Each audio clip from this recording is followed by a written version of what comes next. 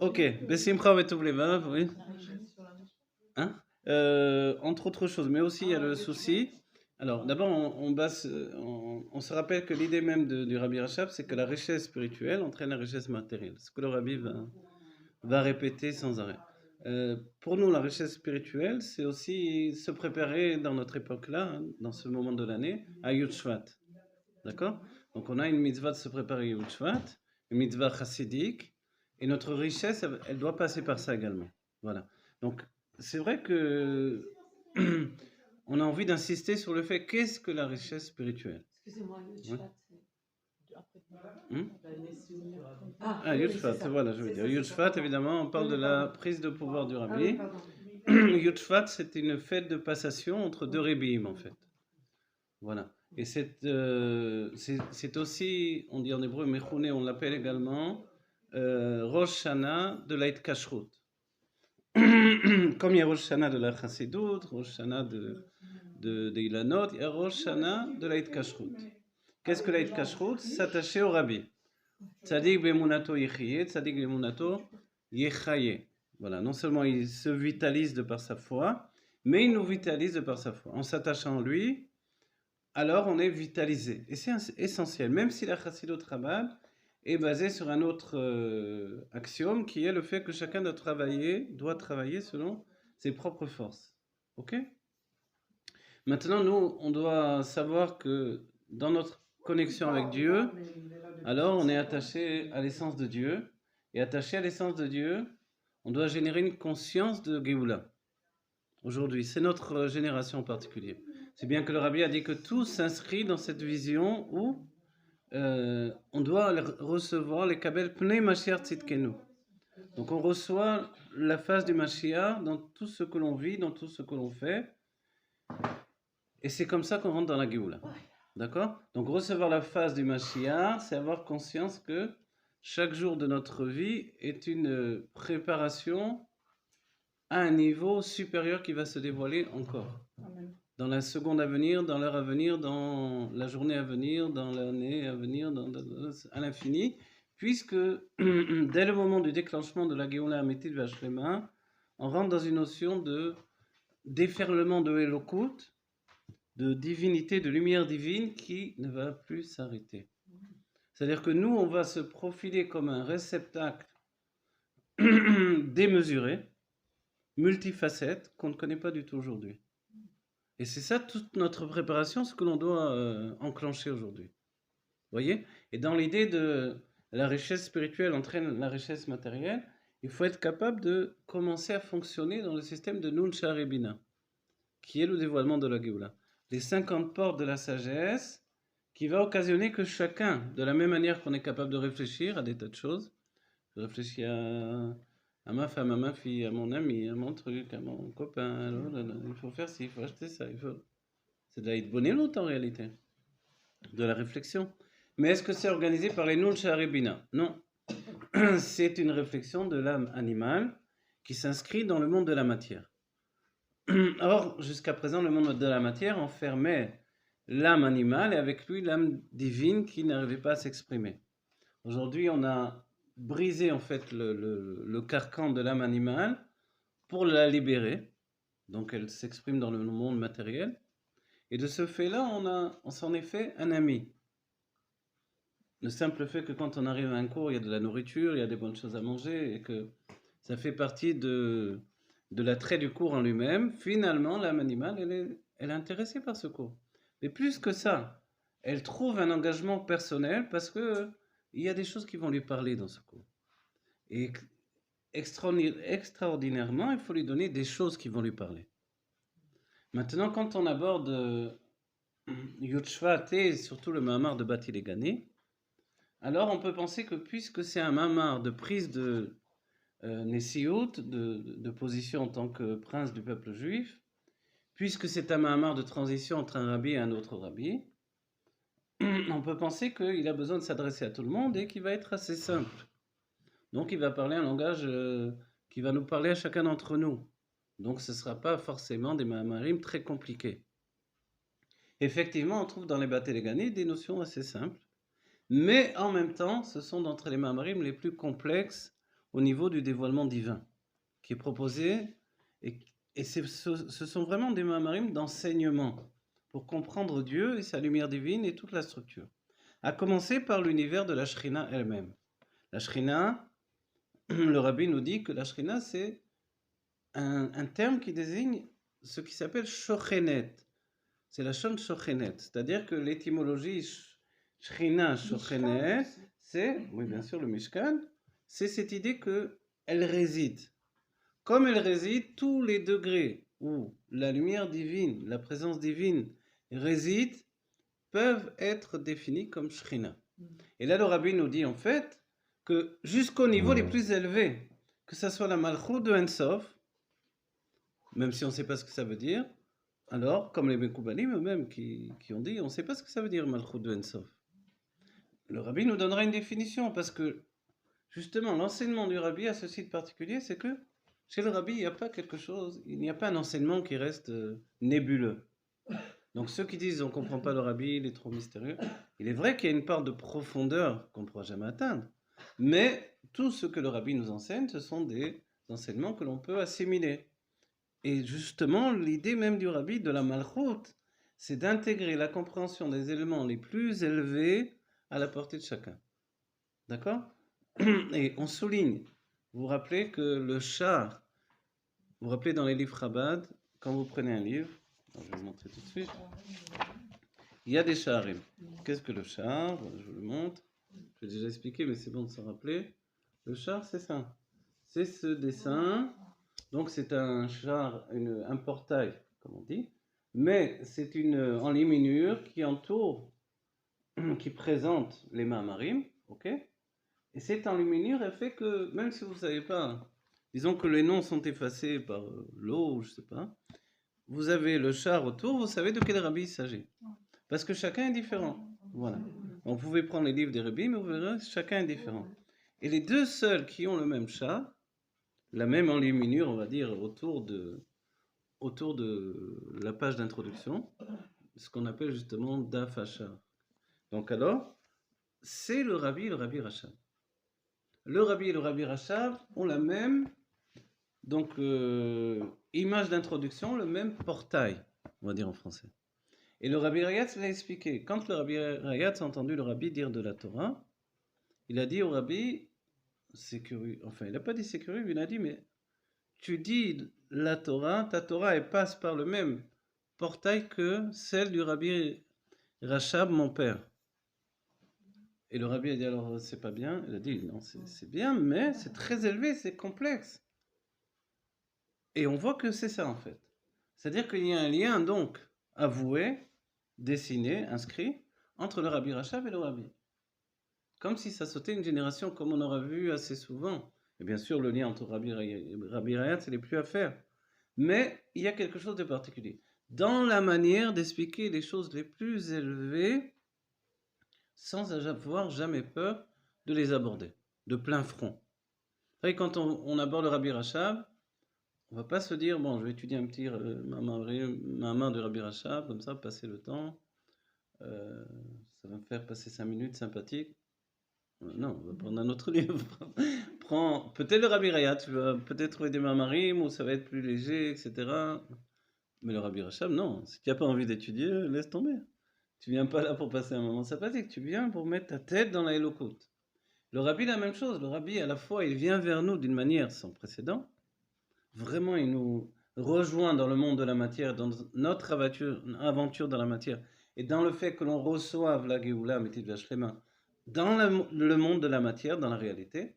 Mais en même temps, le Rabbi ne nous épargne pas la compréhension des sujets les plus profonds.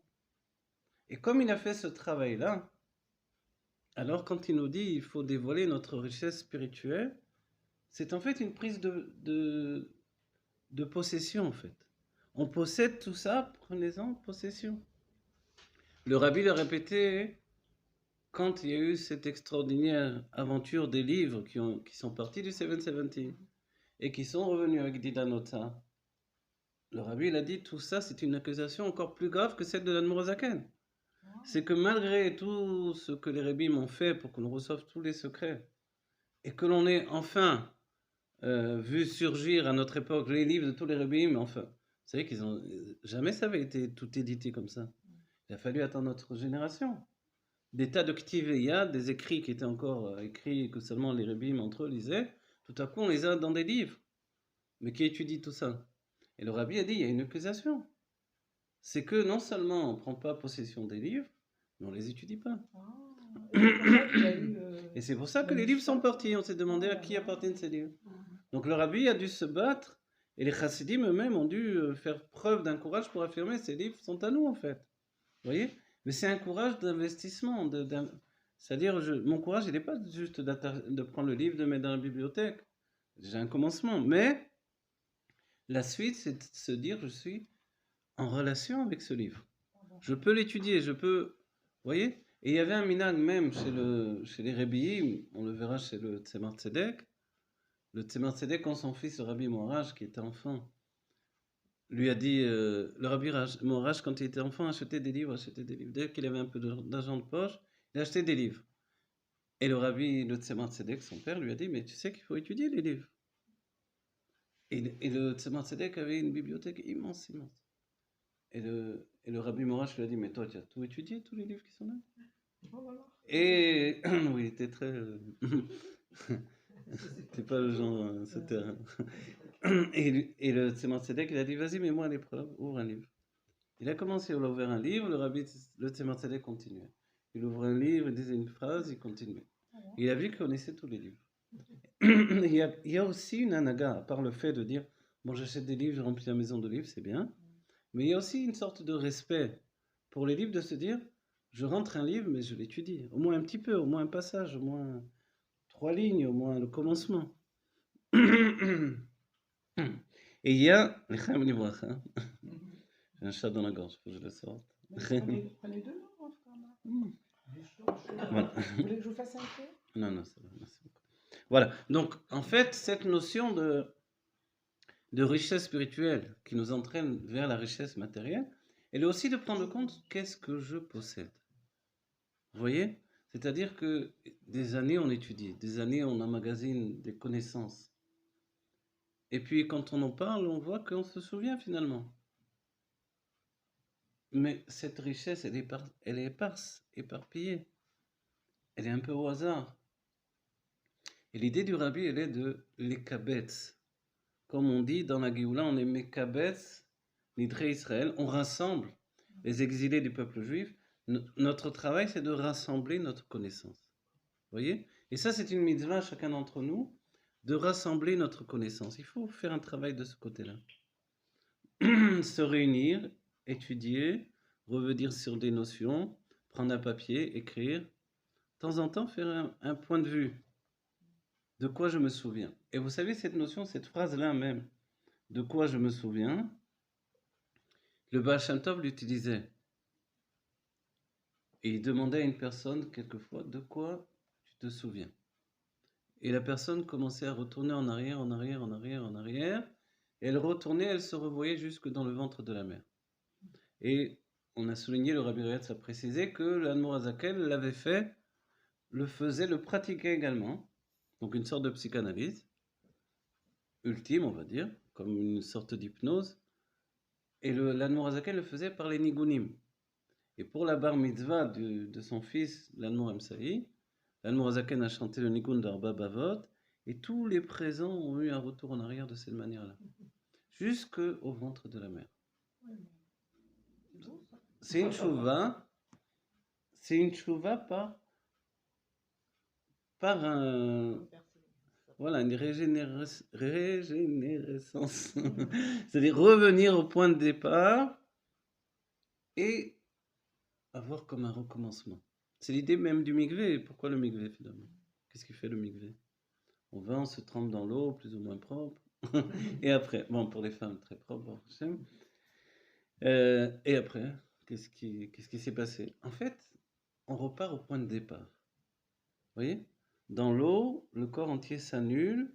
Il est totalement dans un élément autre que lui qui fait que il est comme un poisson dans l'eau, si on peut dire. Il y a même une mitzvah chez Chabad d'imiter un poisson pour la femme ou même pour l'homme en fait. L'homme, le mikvé, il n'est pas une mitzvah sauf la veille de Kippour, mais il est tout au moins une anaga de Gdusha, de sainteté. Et si on ne peut pas, là, on prendra une douche en se jetant de l'eau suffisamment sur soi. Et c'est l'intention qui prime, en fait, dans toutes ces choses-là. L'intention de revenir au point de départ, de se recommencer. Et quand on se recommence, alors on dévoile des forces qu'on avait laissées de côté. Maintenant, ce que l'on pense dans le migré, c'est assez important. Donc, il y a des kavanotes. On se trompe 4 fois, on se trompe plus que ça, on se trompe 9 fois. Il y a des kavanotes, des intentions profondes. Et d'entre les intentions profondes, il y a des intentions qui sont simples aussi, qui sont reliées au nom de Dieu, qui sont reliées à des pensées positives. Et toute notre vie, on doit être en fait en place pour pouvoir faire ce travail d'avoir des pensées qui purifient notre esprit et qui permettent de générer en fait une pensée qui est remplie de Torah. Ça va, ça vous a pas l'air bizarre ce que je dis? Mais c'est très important en fait. C'est très important dans la notion où on dit que la richesse spirituelle devienne une richesse matérielle. Moi, je m'en rappelle de rien. C'est ce que vous croyez. C'est ce que tu crois. Oui. Voilà. Parce que, en fait, regardez, il y a des mercarim, comment dire, des études. Il y a des études qui sont faites sur la mémoire. Moi, une fois, j'avais une grande étude dans les mains qui n'a jamais été éditée, je ne sais plus où elle est passée. Mais quelqu'un qui avait fait une grande recherche sur la mémoire.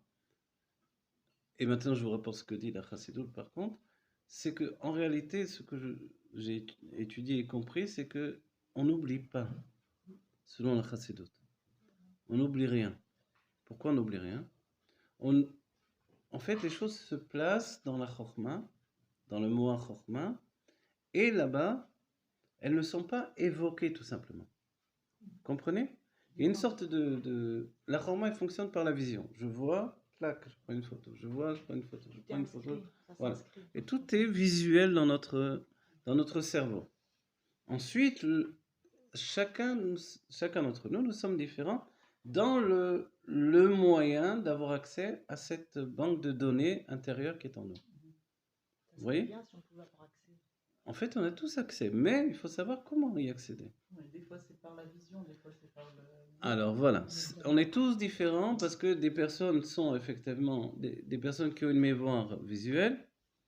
Donc on peut se rappeler jusqu'à la page. Moi, des livres, par exemple, je rappelle visuel. Donc je me rappelle que c'est de ce côté-là, que c'est en haut. Vous voyez, comme ça, quelque chose comme ça. Alors je cherche en haut de ce côté-là. Des fois c'est la panique totale, mais en principe c'est ce qui me reste dans la tête. Après, évidemment, il y a celui qui est yodé à Inyan, qui connaît le sujet. Alors c'est une autre chose. Évidemment, il vaut mieux être comme ça. Moi, je suis plutôt celui qui connaît le sujet que celui qui connaît le numéro de la page. Mais quand même, il reste quand même quelque chose. Et quelquefois, autour de ça, on se rappelle également des impressions qu'il y avait. Par exemple, ce jour-là, il y avait Lucien qui était là avec Robert, avec Brigitte. Ouais, je dis n'importe quoi. Mais ça veut dire que c'était une ambiance qui est restée dans la tête. Et on a étudié ça et ça. Vous voyez? Comme il y a des années, j'avais fait un cours chez Aline. Et je me rappelle encore, je me rappelle qu'il y avait un mur ici. Il n'y avait pas un mur ici? Ah, là, il y avait un mur, voilà. Il y avait un mur. Quand il était assis ici, à chaque fois, Avec- il des coups dans le mur. Avec un passe Un comme ça. jour, il est rentré, il m'a dit, Macar. Avec un passe comme ça, non? Oui. Ah, il y avait un passe, voilà. Un char. Voilà. Et vous voyez, ça m'est resté. C'était sur tout Béave, le cours que j'avais donné. Mais aussi du coup. Ah, nous sommes de... Vous allez loin. Moi, je voulais vous demander le fait qu'on est tout le temps avec le passé dans la tête. Enfin, ça ne nous quitte pas ce truc-là. Ah, ok. Ça bloque pas ce genre de mémoire dont vous parlez. Alors oui, évidemment. souvenirs. C'est-à-dire que le révélateur de mémoire est occupé constamment. Voilà, c'est ça. Ça, c'est le travail de l'âme animale. Ouais. Ok. Parce qu'elle puise dans le révélateur de mémoire des émotions puissantes qui la nourrissent. L'âme animale ne se nourrit pas uniquement de nourriture. La nourriture, c'est pour le corps. Elle se nourrit du plaisir qu'on a dans la nourriture. Okay. C'est les émotions qui la nourrissent. Donc, quand elle génère des souvenirs sans arrêt, elle génère des douleurs, elle génère des émotions fortes, elle génère des... Et si besoin, on en rajoute un petit peu, et puis à droite, à gauche, on va rajouter des éléments pour un peu plus... voilà, dramatiser. Et vous savez pas toujours le lien. Qu'est-ce qui s'est passé? Pourquoi ça me fait des... Voilà. Mais c'est elle qui en a besoin, elle se nourrit de ça, c'est une nourriture pour l'âme animale. Ce qu'elle ne supporte pas, l'âme animale, c'est l'inactivité en fait. Et c'est pour ça que quand nous, on est actif émotionnellement également, donc au niveau sentimental, dans l'étude, dans la Torah et les mitzvot, alors elle est intéressée autant que nous. Mais quand on est passif de ce côté-là, alors elle va chercher l'autre côté. Donc je viens pour prier, et tac, tac, tac, tac, tac, elle me prend des tas de sujets que je vais oublier. Ah, pourquoi je pense à ça? Oui, parce qu'elle ne peut pas rester comme ça. Sa nourriture, son moteur, ce sont les émotions. Et comme les émotions présentes, si les émotions présentes sont faibles, alors on va chercher des émotions pour passer. D'accord? Donc, mais quoi qu'il en soit, elle vous prouve qu'on a accès quand on veut à tout ce qui est enfermé dans ma mémoire et qui me paraît inaccessible. La Chassidou dira par exemple, et on le voit très bien, on a oublié un nigun. Vous savez, quand il y a le Seder Nigunim, alors c'est très dur de se rappeler les Nigunim dans l'ordre. Le Nigun Benoni, à chaque fois, tout le monde cherche pendant une demi-heure avant de le trouver. Il y en a un qui commence, tout le monde chante. Qu'est-ce qu'il y a? Et tu ne pouvais pas le trouver avant? Vous voyez?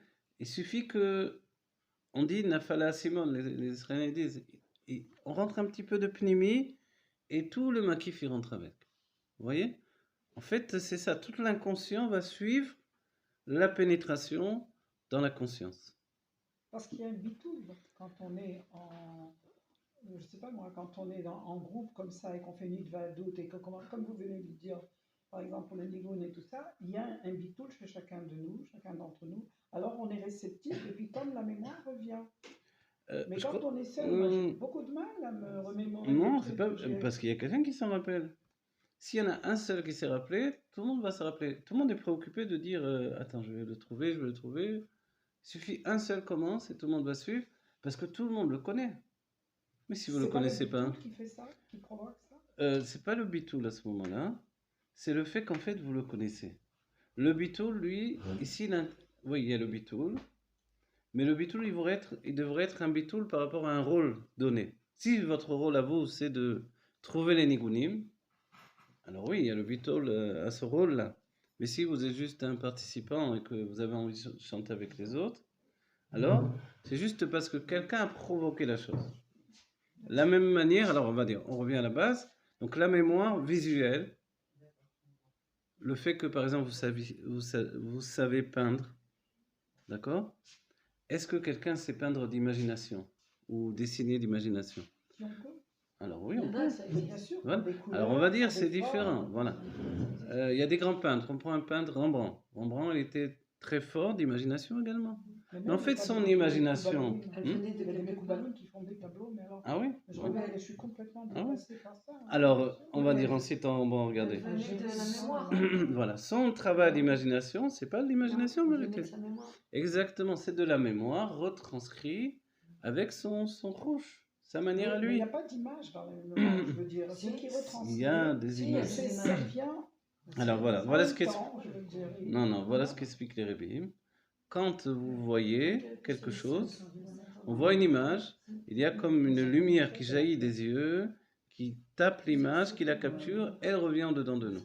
Vous savez comment c'est, l'image est inversée, le cerveau la remet à l'endroit. Voilà. À ce moment-là, on l'a capturée. D'accord? Quand on a capturé l'image, elle est en nous pour toujours. Pour toujours.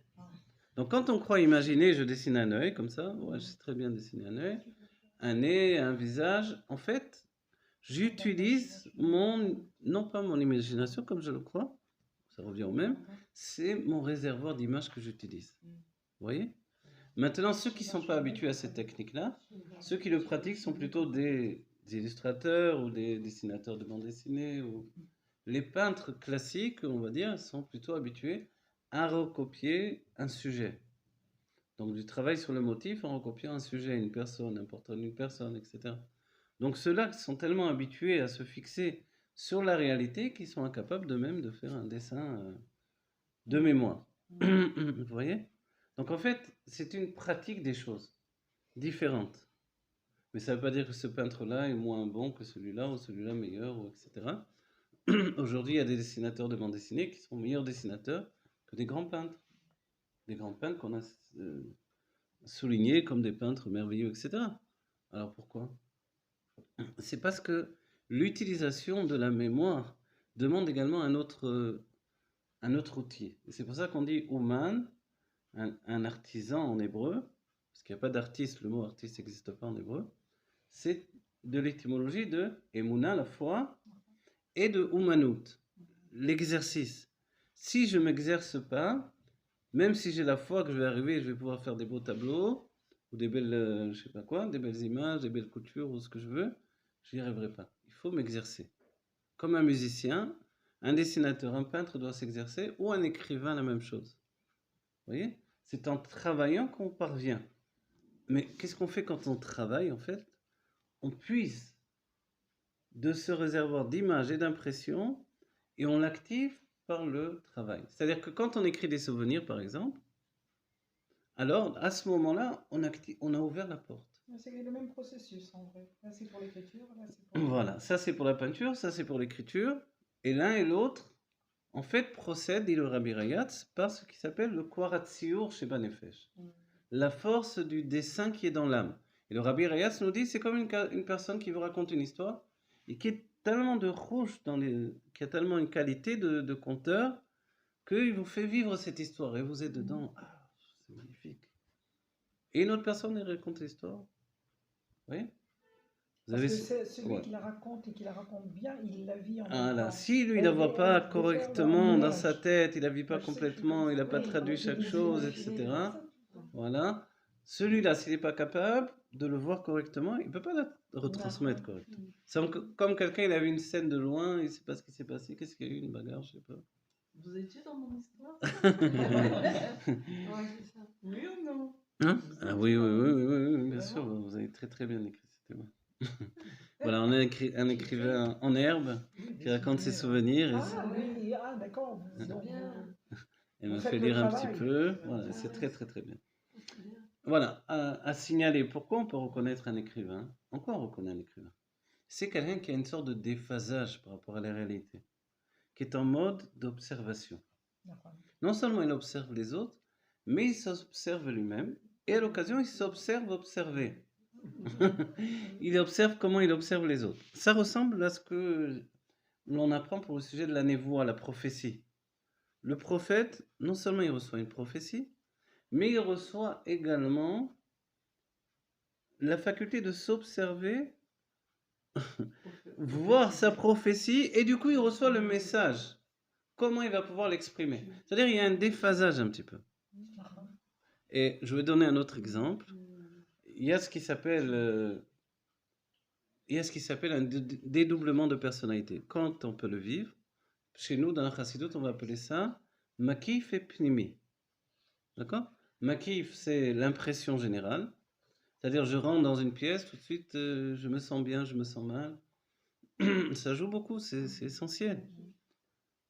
Ok? Des fois, il y a des cours, j'ai pas réussi à faire de cours parce que, je sais pas, je me sentais pas à l'aise pour faire le cours. Malgré que, bon, a priori, j'ai toujours le même instrumental, etc. Non, ça marchait pas.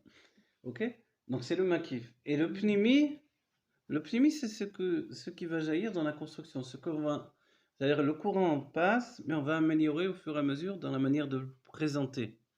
Donc, la même chose, un écrivain. S'il n'a pas le makif, la page elle reste blanche. Pour le musicien, la même chose. Pour le peintre, la même chose. Pour, etc. Vous voyez? On veut dire quelque chose d'important à quelqu'un, on est incapable de trouver les mots. Qu'est-ce qui se passe? C'est ce qui s'appelle, la Chassidut dira le makif. Le makif, c'est cette impression générale qui vous prend. Et toutes les impressions ne sont pas les mêmes. Comme on dit, tous les moments ne sont pas les mêmes. Le tort de certaines personnes, c'est quelquefois de vouloir bousculer les moments. De vouloir dire à tout prix les choses tout le temps. Non, ça ne marche pas. Et avec les enfants, on s'en rend bien compte. On peut parler, lui dire. L'enfant, il va, il vient, il n'entend pas du tout. Alors là, il ne sait même pas qu'on lui a parlé. Non, mais c'est vrai, concrètement. Parce qu'il est totalement dans sa bulle. il n'a pas vraiment, il a pas du tout intégré qu'on s'est adressé à lui. Et nous, on se prend déjà une crise parce qu'on a demandé 4 fois de ramasser ses affaires qui étaient par terre. Et lui, il dit, ah, qu'est-ce qui se passe? Vous aviez dit une fois qu'il ne faut surtout pas déranger un enfant qui joue.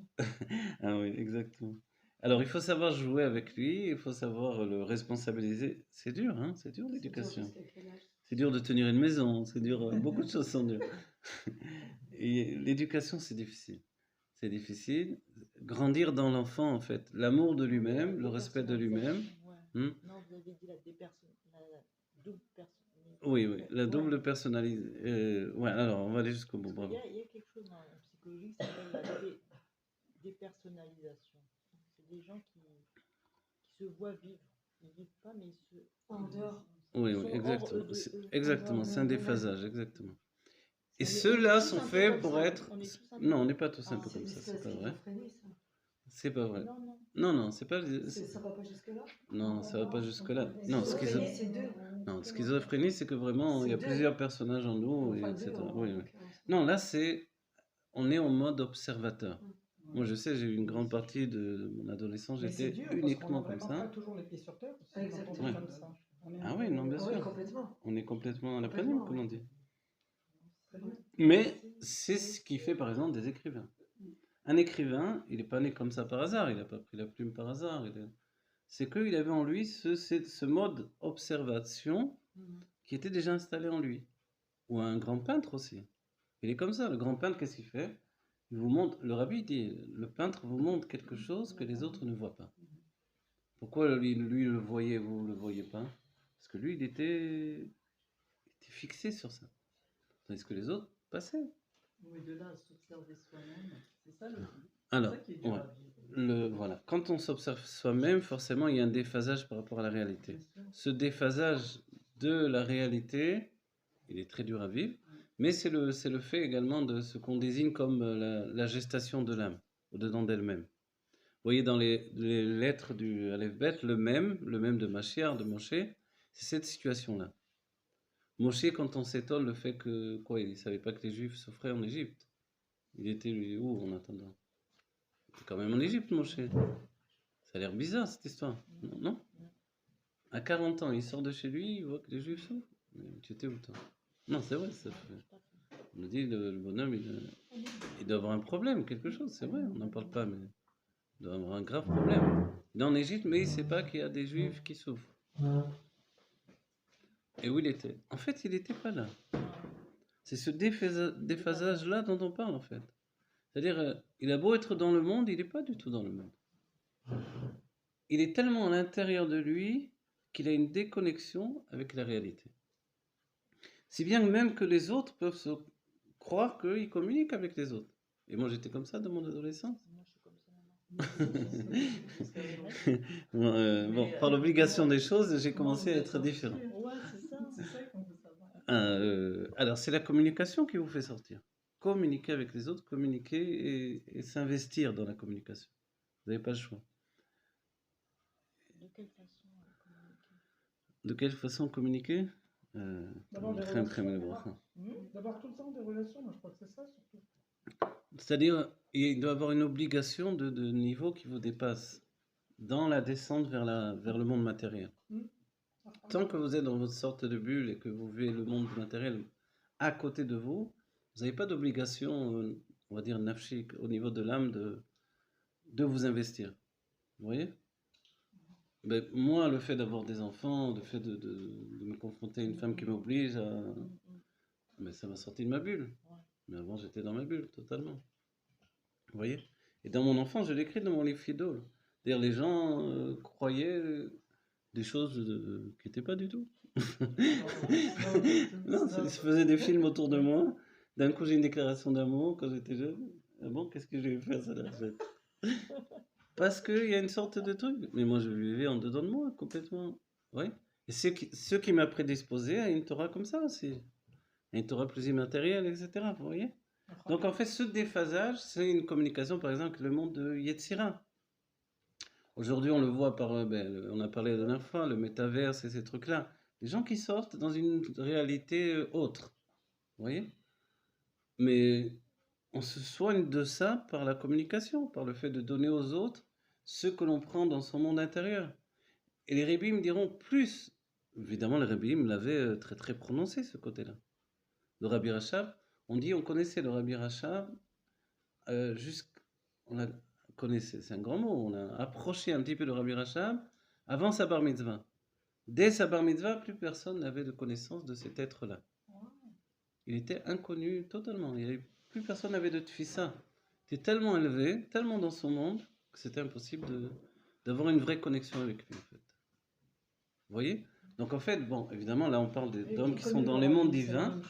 Qui connaît le Rabbi? La même chose, forcément.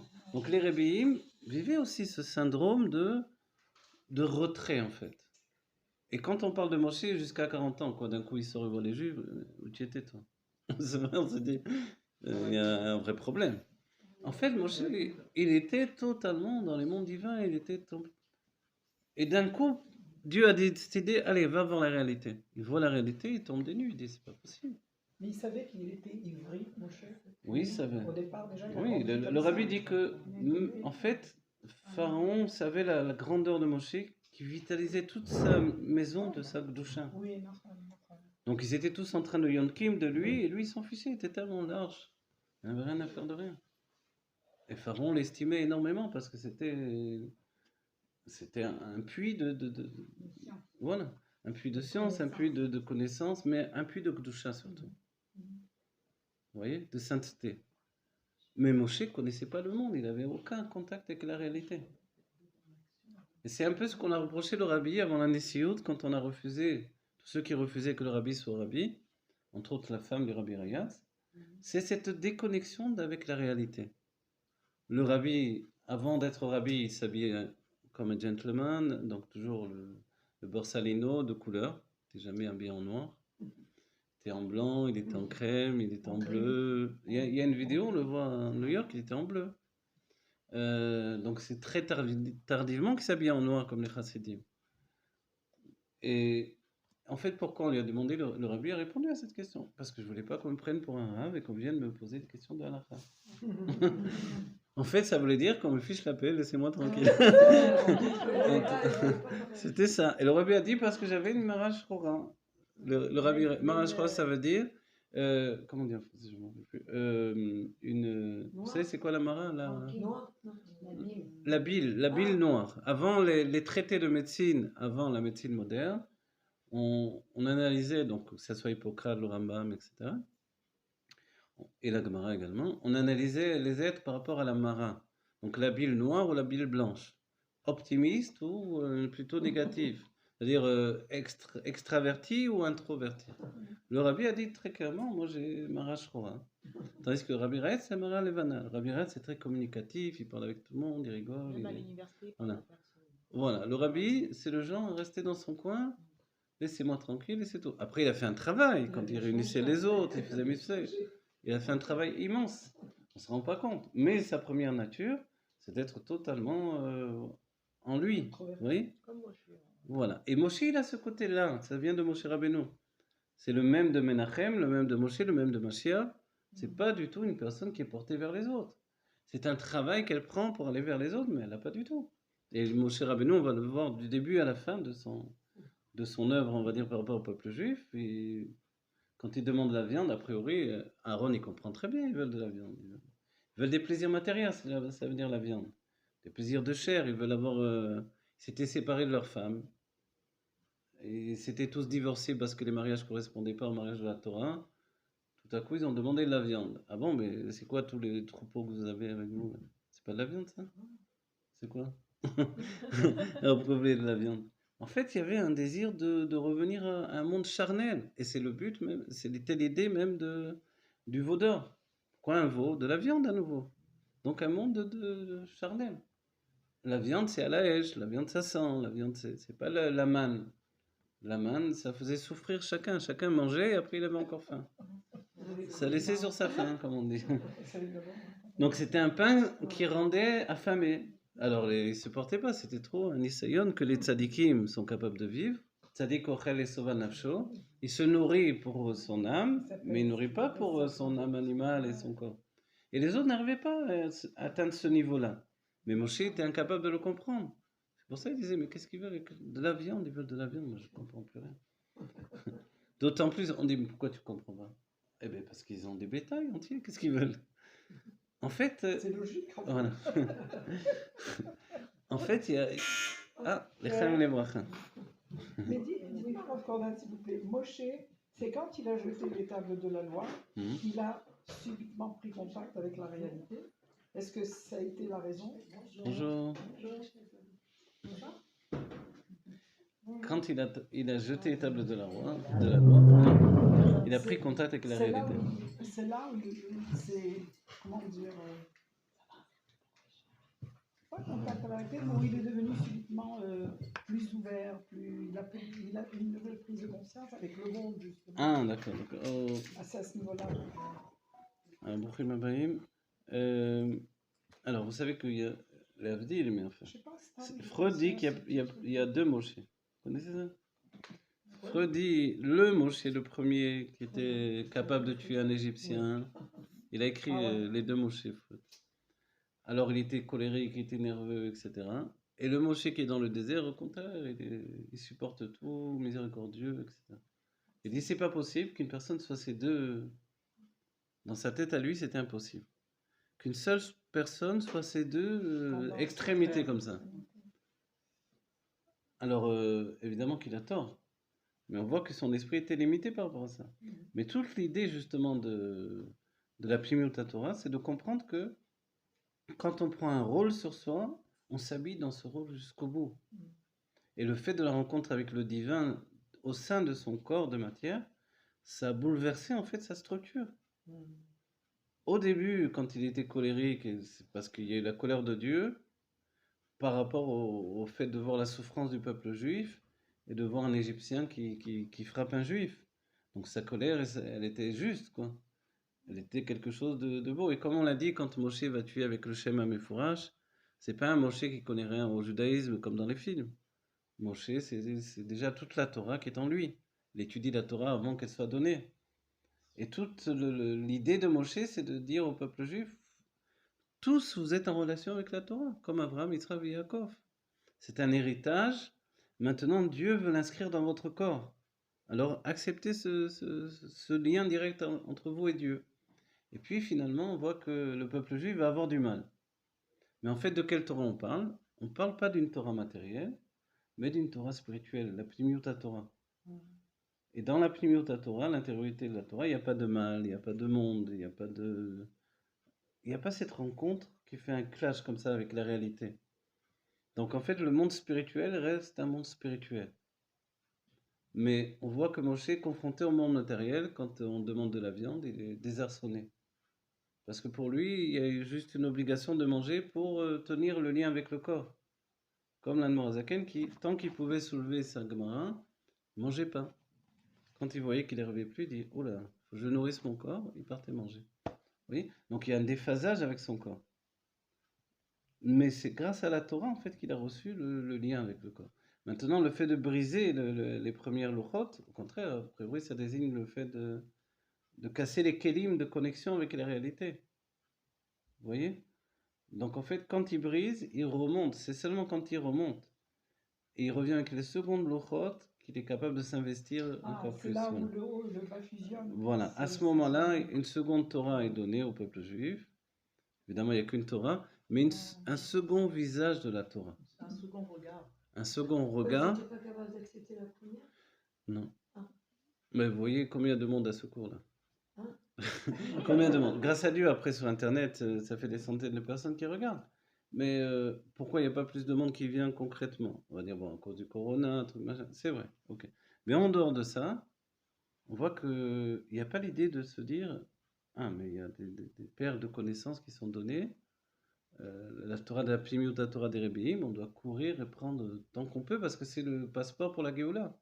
On s'inscrit dans la Géoula, on a des kélim pour se comprendre beaucoup mieux nous-mêmes, etc., etc. Donc l'idée de déphasage qu'on a en nous, ce déphasage par rapport à la réalité, c'est aussi la connexion avec une âme différente. C'est-à-dire qu'on n'est pas tous les mêmes âmes, comme on l'a appris. Même au sein du monde de Asiya, il y a des âmes de Asiya, Asiya veut dire le monde de l'action. Donc des âmes du monde de l'action se vitalisent par l'action. C'est-à-dire plus je fais, plus j'agis, plus je prends de la vitalité. Comme ça les shluchim par exemple, l'essentiel de la shlichut c'est ça. Donc un shaliach, à part les premiers shluchim qui n'étaient pas comme ça, ou peut-être un rave qui était envoyé